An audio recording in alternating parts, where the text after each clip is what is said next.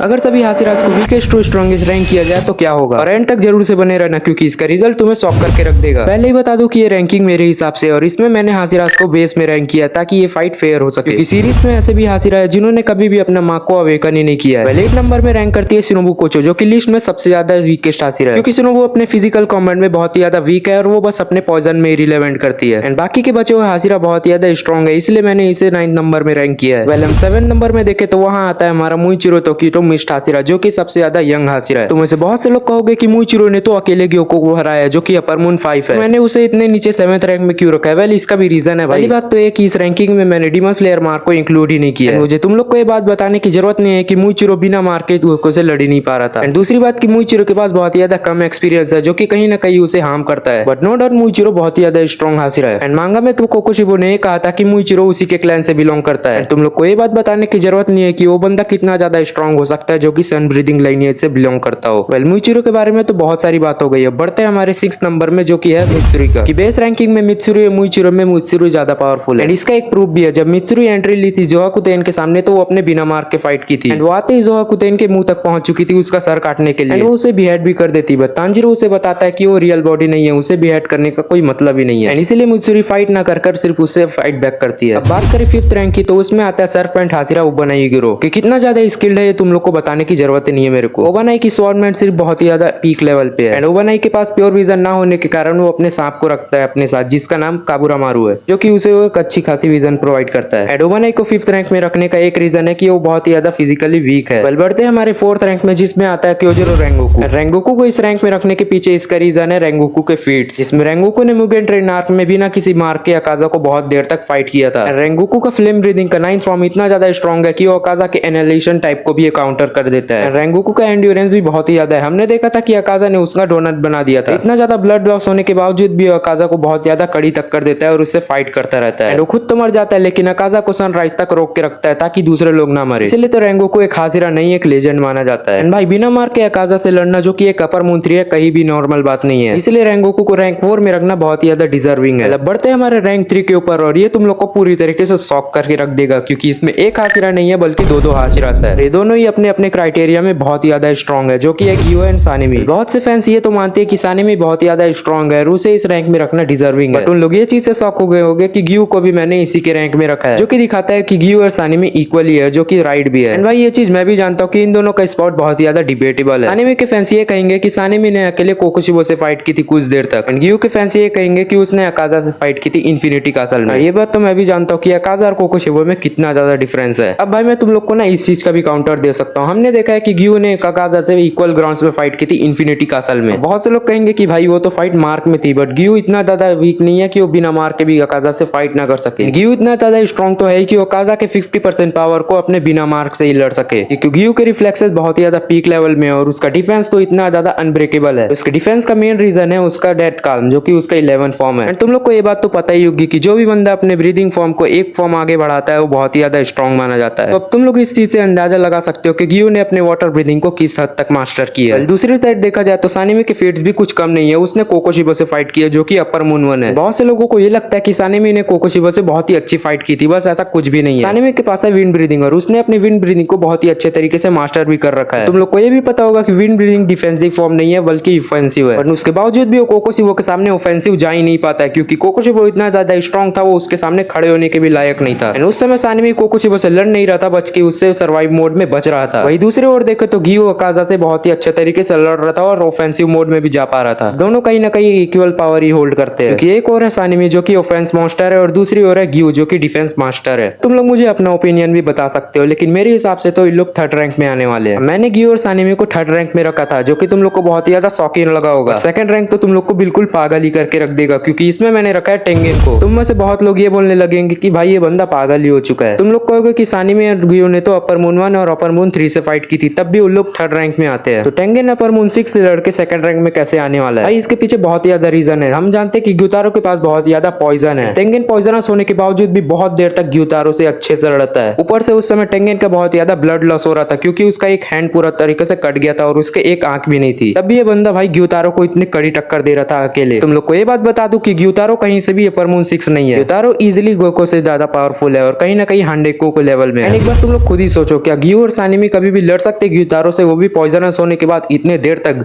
जिस तरीके से टेंगेन ने फाइट की। यूएस एनिमी उसके पॉइजन को रेजिस्ट ही नहीं कर सकते, वो लोग कुछ ही मिनट में मर जाएंगे, लेकिन टेंगेन उससे करीब आधा से 1 घंटा तक लड़ता है, वो भी पॉइजनस होने के बावजूद। इसलिए मुझे इसका सेकंड नंबर में रखना सही लगा। चल अब टेंगेन के बारे में बहुत ज्यादा बात हो गई है, बढ़ते हैं हमारे फर्स्ट रैंक में, और जो तुम लोग को पता भी होगा कि कौन आएगा इसमें। फर्स्ट रैंक में आता है हमारा ग्योमी हिमेजिमा स्टोन हासिरा, जो पूरी तरीके से स्टोन की तरह है और पहाड़ की तरह अपने रैंक में बैठा हुआ है फर्स्ट रैंक में, एंड इसको इसके रैंक से कोई भी हिला ही नहीं सकता भाई। पहले तो मेरी रैंकिंग थी वीकेस्ट टू स्ट्रॉन्गेस्ट हासिरा विदाउट मार, मुझे तो कहीं से भी नहीं लगता कि भाई तुम लोग इसमें एग्री करने वाले हो। तो कमेंट में जरूर से बताना कि तुम्हारी रैंकिंग क्या है, एंड अगर ऐसे ही पावर स्केलिंग फाइट तुम्हें पसंद है तो तुरंत से चैनल को सब्सक्राइब कर लो, कि फ्यूचर में ऐसे ही बहुत ज्यादा क्रेजी वीडियोस आने वाली है।